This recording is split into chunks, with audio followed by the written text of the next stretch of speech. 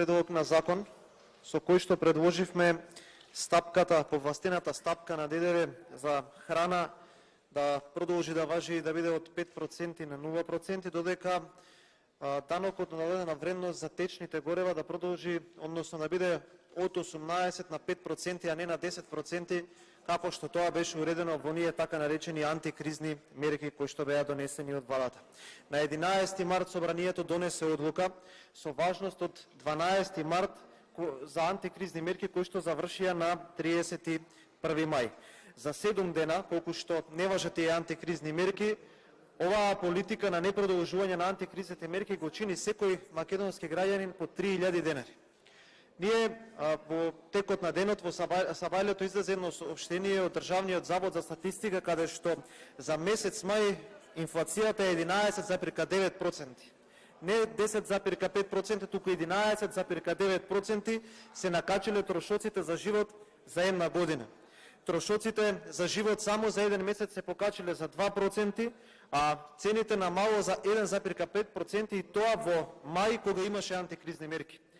Во овој месец јуни, затоа што нема антикризни мерки, затоа што горивото поскапе, затоа што поскапе храната и затоа што неминовно ќе поскапе цената на електрична енергија, цените ќе бидат уште повисоки. Почитувани, инфлаторната паника и недостатокот на храна се повидливи кај македонското граѓанство.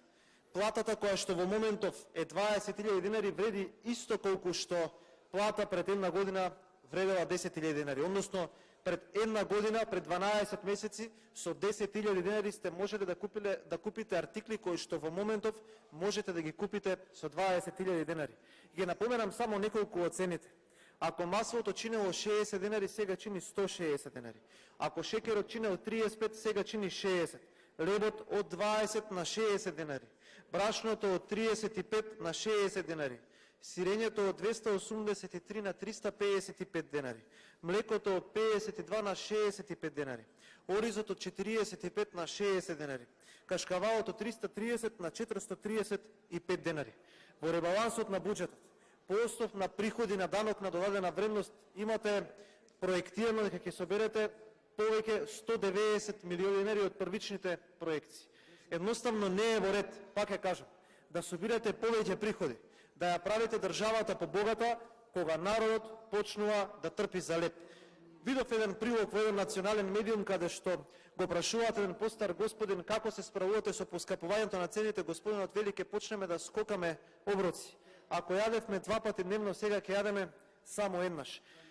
Не смее во оваа држава да има 30 милиони денари повеќе заплати во Министерството на Артем Груби.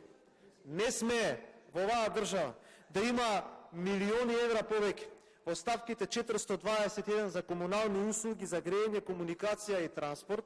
Не смее да се дозволи да нема намалување во ставките за плати и да има наголемување на ставките за договорни услуги за службени патувања, а да нема за граѓаните. Уште еднаш ќе ве повикам, исто како законот за акцизи за кој што го одбивте. Прифатете го ова законско решение, затоа што минатиот пат доцневте 20 дена.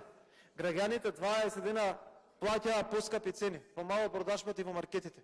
И прифатете го ова законско решение, затоа што е за доброто на граѓаните. Немојте после да излегувате тука со памфлети пишувани во штабот каде што кажувате дека економијата цвета, а дека животот во Македонија е се поубав. Еве ви конкретен предлог. Ако ова не го усвоите, ние како ВМРО ДПМН нема да се откажеме од оваа намера. Доаѓа и ребаланс на буџет, подготвуваме и амандмани со кои што ќе ви дадеме патоказ како да се однесувате во наредниот период. Еве ви можност да докажете дека барем малку имате елементарна грижа за сиромашниот македонски народ. Ви благодарам.